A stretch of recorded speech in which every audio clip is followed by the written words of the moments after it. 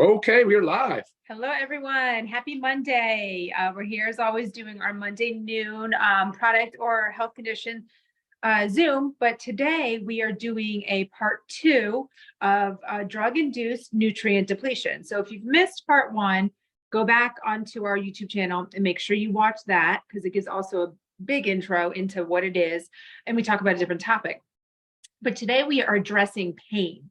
Everybody experiences some sort of pain. It's inevitable. I mean, whether we overdo our exercise or whether we just have a chronic injury or whatnot, but the goal for everybody, but really what I try to focus on is avoiding the pain by following an anti-inflammatory diet, by making sure I take my proper supplements, your daily essentials, your factor 4, things that are going to help decrease or the inflammation that can then lead to pain, as well as using our CBD pain cream should pain arise.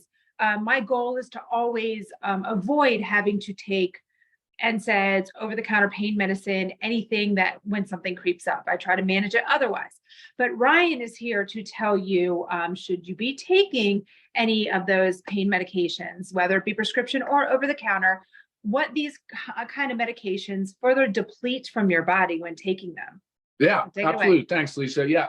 So today we're not going to discuss the merits of pain management. I mean, there are options for pain management. Most people fall into 2 categories, right? They're depending on the type of pain, the injury, whether it's acute, whether it's chronic, what it's caused from by, there's really 2 categories. You're going to be over the counter with, NSAIDs and Tylenol and some maybe topical / transdermals, or you're going to be on the prescription side, which also can include anti-inflammatory, so NSAIDs, and I use that, it stands for non-steroidal anti-inflammatory drug.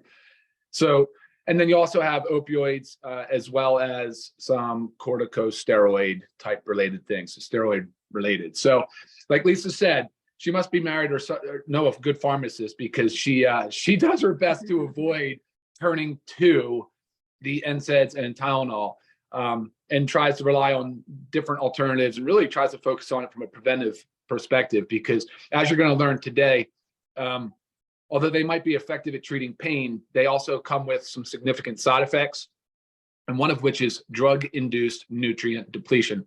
So like Lisa said, if you hadn't watched the first one 2 weeks ago, go back and watch it.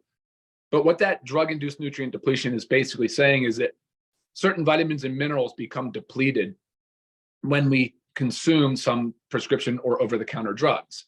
And that's the idea of, let's talk about that today a little bit. So what I'll do is I'll try to break it up and we'll take some questions throughout, but we're going to say, let's start with over-the-counter, which we all know Tylenol is a big hitter in over-the-counter. I think 60 million people weekly are using Tylenol to that effect. Yeah, it's a lot. And, they take it and here's the problem in a lot of ways with Tylenol or acetaminophen, which is the active ingredient, is that it's in combination products, right? I mean, cold and flu and different things, and you'll look and you'll see acetaminophen in there. So people often are exceeding the daily limit of acetaminophen. Now, what that can mean is it has a negative effect on the liver. Really, it contributes a lot to oxidative stress. And if you had a chance, we also did a Zoom one time on, I think the greens or reds because they're so high in antioxidants, but we talked a lot about free radicals and oxidative stress. So really what that means is you're depleting glutathione. You're chewing up glutathione reserves. What is glutathione? That is the mother of all antioxidants. That's what we all work so hard to develop and have in our body. But as we age, we also make less and less of it. So glutathione is difficult. You can't necessarily just supplement with glutathione. There's a few on the market. If you guys have any questions regarding any of those supplements, I'm happy to opine on it. But for the most part, you just focus on sulfur-rich foods like cruciferous vegetables. N-acetylcysteine has been shown to be beneficial for glutathione. But really, it's about maintaining a healthy nutritional diet and eating foods high in phytonutrients and antioxidants. So eat the foods under the rainbow, as they say. Right. Yeah. And what about the effects on I'm sure you're going to address this, but the effects on the gut? Yeah, not as bad with Tylenol. We'll hear about that on the NSAIDs for sure here very, very soon. So let's stay on Tylenol and acetaminophen. We kind of made that intro. We know a lot of people use it. So glutathione, is one to think about. Okay. And if it's not just glutathione, there's a lot of other antioxidants. So if you want to do this, in addition to your normal nutritional intake of foods, you can look for things like the organic super reds, the LiveGood organic super reds, the super greens. They're both packed with antioxidants. As a matter of fact, the factor 4, CoQ10, I mean, these are the supplements that you need to be focusing on for sure to build up those reserves. So in addition to glutathione, Tylenol can deplete melatonin, it can deplete zinc and DHEA. So keep those things in mind if you are using Tylenol on a regular basis, on a scheduled basis. Now, for most people, if you use Tylenol up to 4 grams one day every 6 months, maybe not as much to worry about. But if you're using a lot of Tylenol, especially if you're consuming alcohol, you are absolutely depleting your glutathione reserves and causing a lot of inflammation and a lot of challenge on the liver. And isn't melatonin a very potent antioxidant as well? Melatonin is a potent antioxidant. So you yes. right there, you're taking away your glutathione and your melatonin, Yep. or depleting them, Yep. which are huge on antioxidants. Not to mention, Sure. we need our melatonin to help regulate our sleep. Yeah. So a lot of times you start to see, you don't think you're doing anything that's going to affect your sleep, but Sure. maybe you are taking too much Tylenol. Maybe your melatonin's way Right. down. I mean, Right. simple little things like we don't think about that can really affect other parts of our life. Yeah, absolutely. Good point, Lisa. Yeah, and then next up is the NSAIDs, so non-steroidal anti-inflammatory drugs. Those are your over-the-counter and prescription. So over-the-counter would be your ibuprofen, your naproxen, even aspirin can kind of fall into that category. Prescription-wise, you look at nabumetone, meloxicam, diclofenac.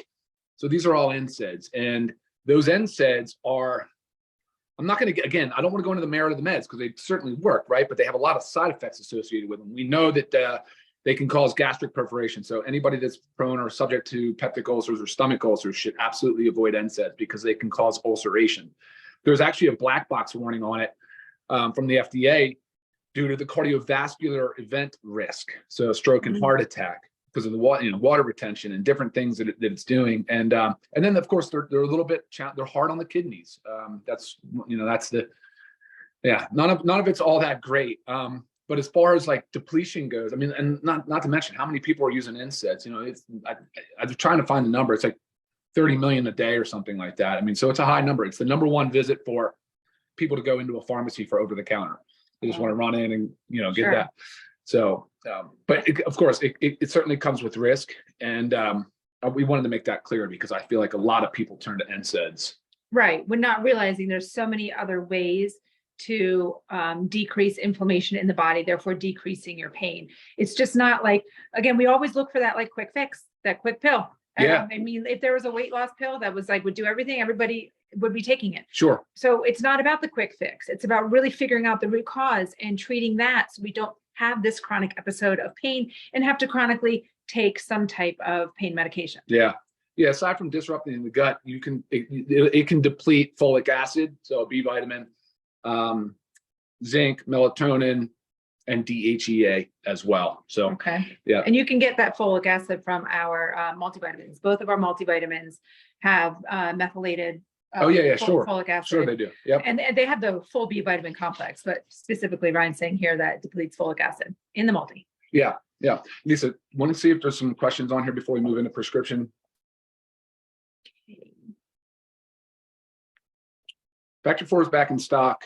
Actually, it's arriving. It's arriving now, but I try not to answer too many current event questions on this because Right. this will be watched recorded over time. But Right. Any questions that don't pertain to this, guys, just email me. We try to keep these calls for these Zooms just for specific questions. Look at that question right there. So anonymous right here says the inflammation is the basis of cancer. We say inflammation is the basis of all disease. all chronic disease. Maybe not all, but the vast majority of chronic disease absolutely is out of control, unchecked, persistently elevated inflammation. Yeah, no doubt about it. But and that's why you might think NSAIDs would be good, right? Anti-inflammatories, they should be good. They should cut down on it, but they do it through the wrong mechanism. Right. They're not addressing root cause. Yeah, and we will continue to address this topic of drug-induced nutrient depletion, hitting on other topics. Because I see one here about the pill. Oh. I'm assuming you're talking about birth control pill, but Yeah, that's a great one that we will up. address. Yeah, we're going to do that. Contraception, hormone replacement. We're going to do that as far as nutrient depletion as well. That's a big topic. Okay. Keep going. Is there anything done? Oh, there we go. Discuss NSAIDs, IBS, and malabsorption. Okay. Well, yeah, for sure. But that's not the topic of today's discussion. We're trying to focus on nutrient depletion. But yes, I mean, if you want to email me about all kind of my opinion on NSAIDs, that's fine. Absolutely. I'd be willing to talk with you about that. All right, cool. All right, let's move on to prescriptions. Right now, we're going to discuss more to do with corticosteroids. So a lot of people use corticosteroids. That's the prednisone. That's your methylprednisolone, which is like your Medrol dose pack. It could be your inhalers for asthma. Right. You know, and the list of side effects are long on steroids, but I'm not really trying to go into the side effect profiles as much because people should basically be aware of that if they're taking those meds. And at any given time, I think roughly 1% of the population is using a corticosteroid. So the numbers are significant, but the depletion of nutrients is also pretty significant. So there's calcium, there's CoQ10. So coenzyme Q10 is one that I preach a lot about, and it is actually in our factor 4. And I preach about it because most people don't realize the importance of CoQ10 and how often it can become depleted. It's a big player in the electron transport chain, which is our energy metabolism cycle. So, and then of course, you know, people out statin drugs and the depletion of CoQ10 from statin, which we did talk about in our last talk 2 weeks ago. Think about the rollover of this. I mean, you had a lot. It was a lot of CoQ10 depletion. Yeah, for sure. In our call 2 weeks ago. For sure. And then this again. So think about if you're on blood pressure medication, you're on cholesterol medication, and then you have pain. So you take this, you take that. I mean, think about all the stuff it's doing to your body. Yeah, it's crazy. It is a vicious cycle. It really, really is. Yeah, and look again. It's like it's not the drug that's necessarily causing the harm. It's the depletion of the nutrient. So. Right. Keeping that in mind, if you're going to use these meds, just make sure that you're covering your bases that we talk about all the time. Right. And I'll come back at the end of there and say, look, Daily Essentials Pack covers almost everything. Add the factor 4, and then you can kind of go from there. Like we said, antioxidants in the greens and the reds. Right. Obviously, I recommend factor 4 on top of that. And then, of course, you can troubleshoot other things, muscle loss and different things that come along with mobility and that with protein and aminos. Anyway, all right. So we said calcium, we said CoQ10, folic acid, B6, and B12. Boom. There's a portion of your B complex that is actually in our multivitamin. If you look at, again, Lisa said earlier, methylated forms of folate as well as B12, so methylcobalamin, which means that for a lot of people they can't actually methylate properly. They have the MTHFR gene variant, which Lisa is one of them, and has trouble methylating. So it's an interruption to the natural cycle to where most people become deficient in certain vitamins and nutrients. And then of course the cascade continues. And so anyway, methylated vitamins are where it's at. Always try to focus on if you're taking the B12 or folic acid to be methylated, which they are in our multi. Mm-hmm. Vitamin E, vitamin D, both fat soluble vitamins. The vitamin D we did as a standalone with vitamin K2, but the vitamin E you can also find in our multivitamin. I'm trying to think what else. Oh, sure. Yeah. You have magnesium is depleted, DHEA, and as well as zinc. Okay. So, I mean, there's a whole bunch there. That's a whole bunch there. Right. So, but again, like you said, there's your daily essentials pack. Like you've got to make sure you're taking this. You've got to make sure you're taking it every day. Yeah. Yeah. Yeah. And I think that's the key. I mean, we're going to go through and do a multi-part series on this today. Right now we're literally just talking about the pain management stuff and trying to hit on the big ones. I'm not diving into opioids today. I'm not diving into some of the other higher potency pain management meds. If you have questions specifically on those, please feel free to reach out. We'll take questions one more time, and then we'll let you guys get back to your day. Start at the bottom. Yeah. Side effects. So we are going to be talking about another category we'll talk about is thyroid. We're not doing that today because I see a question here on that. Gabapentin, yes. If you want to email me, I can absolutely comment on that. We didn't go into that today as much, that's obviously a neuropathic agent typically used for people with neuropathy, nerve pain. Okay.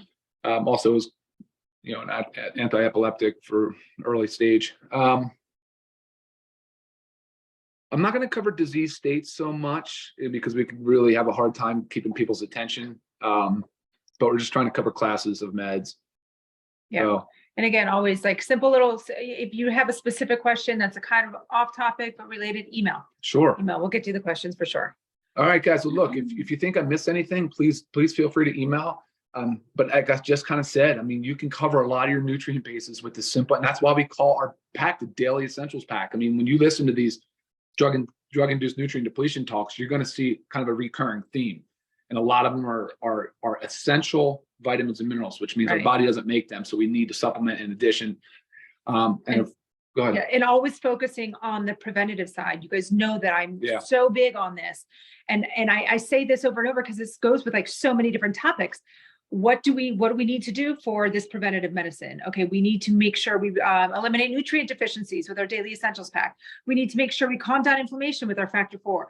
We need to make sure we increase our antioxidant load with our Super Greens and Super Reds. I mean, it is so full spectrum that doing all of this and continuing to do this and giving your body time to adjust, like these are not overnight fixes. You've got to stick with this. It is consistency. Okay, that's what it's all about, because we want to calm down that inflammation and we want to prevent any kind of pain coming up. Then you have to take something. And again, if you have to take something, go for it, but just know what it also is doing to your. Oh, yeah. And also too, the pain cream. We did talk about that a lot last week. We also did the Zoom last week on the pain cream. Big fan of that. And please tune in and check that out if you have any more. Right. If you want to learn more. And it's like try other things. If your lower back is hurting you, heat, ice, stretching, use the pain cream. Don't just run for the, over-the-counter pain medication. Yeah, sure. Okay. All right, guys. Well, thanks a lot. Thanks for tuning in. We appreciate it. Y'all have a great rest of your day and a super productive week. Awesome. All right, guys. Take care.